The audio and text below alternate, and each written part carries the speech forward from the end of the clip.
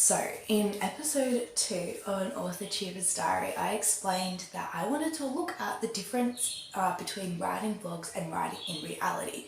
However, for reasons that I'm still not entirely sure of, I decided to pivot to this question. What's the difference in authenticity in writing vlogs between young, so teens to early 20s, unpublished authortubers and established, published authortubers in their late 20s to early 30s? Here are two epiphanies.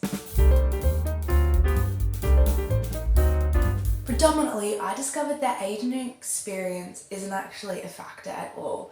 The authortubers I were watching all had varying degrees of publishing experience, so from not published to multi-published, were at various stages in life, so from teens to early 30s, and their writing vlogs differed in authenticity.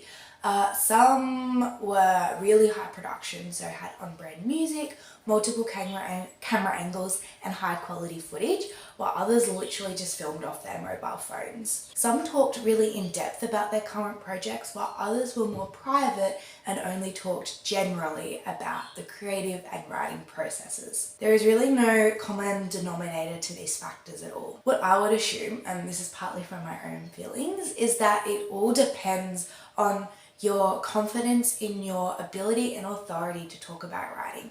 For me, at least, this comes with the success and high quality of my vlogs. I'm having a lot of fun doing this one. I think because I've put a lot of thought into it. It's very specific and focused. A confidence booster is definitely the quality of what I'm doing. Not in terms of the filming, but just in terms of how I'm doing it, because I've discovered that the vlogs I enjoy the most are the really specific ones, or the ones I gravitate towards the specific ones. If I know that people are interested in my content, the process of creating it is going to be a lot more enjoyable.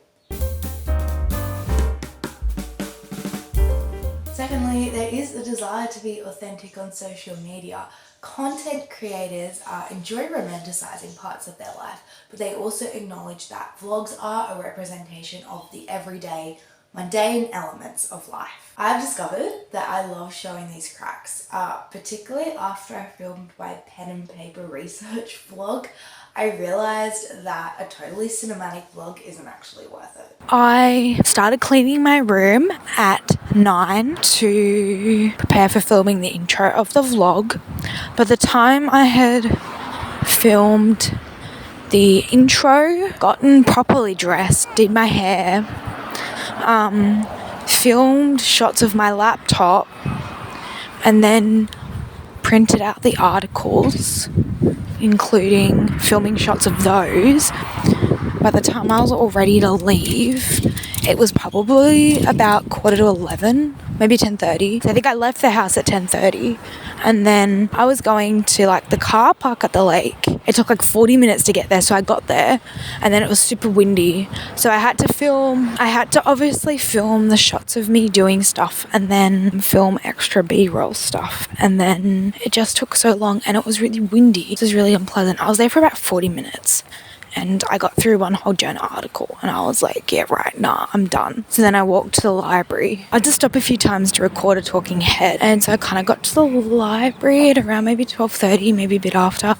And then I did some more work in the library, which was good because it wasn't windy. But it still wasn't as productive because it's very exhausting constantly filming yourself all the time, particularly on a mobile phone as opposed to a camera. Constant learning experience, hey, with writing vlogs. So, the result of all these research, audiences and content creators love authenticity. So, you don't need to act like you have it all together. You know what to do. Smash that like button, click subscribe, and I'm gonna go get changed because I'm about to film the next episode of this. And so I'll see you then.